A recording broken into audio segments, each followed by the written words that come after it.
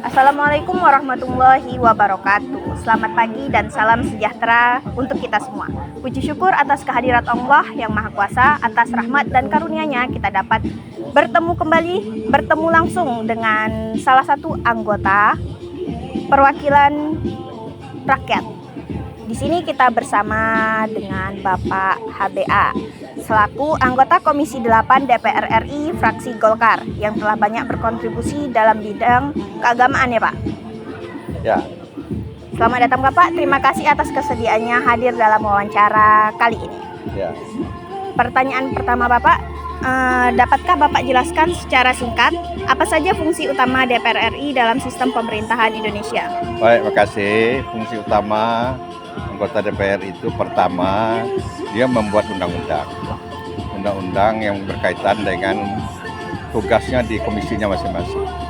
Kalau kita misalnya bidang haji, bidang masalah sosial, bidang masalah keagamaan, pendidikan agama, dan sebagainya. Itu pertama. Yang kedua, dia juga mengesahkan anggaran atau APBN, anggaran APBN, dia berkaitan dengan organisasi yang berada di bawah pengawasan Komisi 8. Yang jelas Komisi 8 itu pertama Departemen Agama, yang kedua Departemen Sosial, yang ketiga Pemberdayaan Perempuan, yang keempat terakhir yaitulah Kementerian Haji dan Umroh, kemudian Badan Penyelenggara Keuangan Haji, kemudian Basnas, Wakaf, Produk Halal, dan terakhir penanggulangan bencana. Itu organisasi-organisasi yang berada di bawah Komisi 8. Nah, tugas kami itu tadi pertama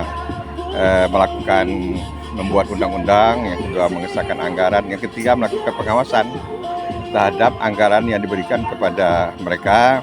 Kita melakukan pengawasan di lapangan maupun di dalam rapat-rapat, kita melakukan tanya jawab di situ.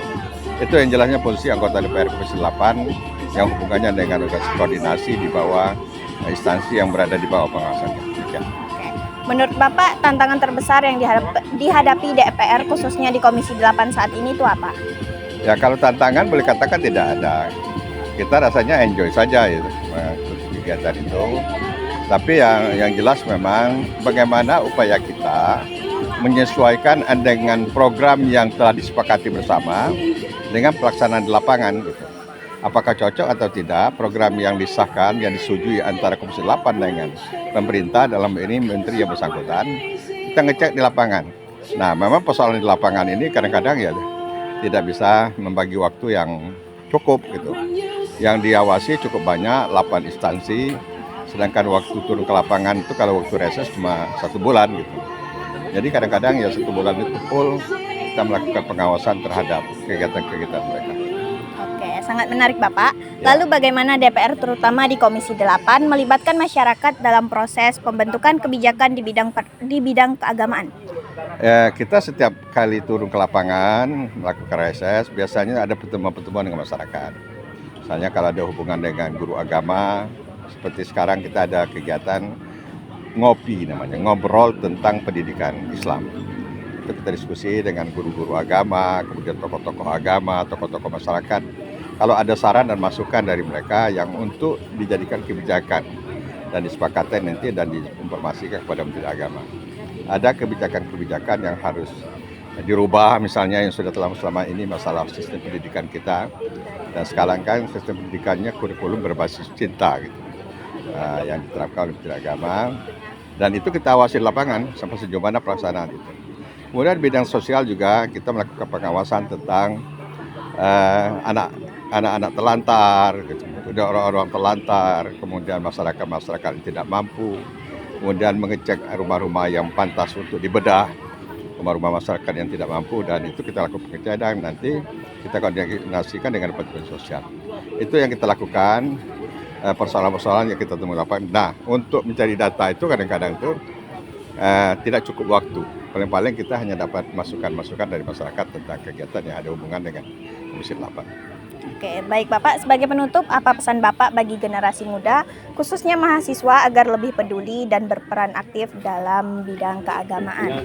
Ya, yang jelas sekarang ini hasil survei kita itu di tingkat SMP dan SMA banyak sekali anak-anak yang tidak bisa baca Al-Quran.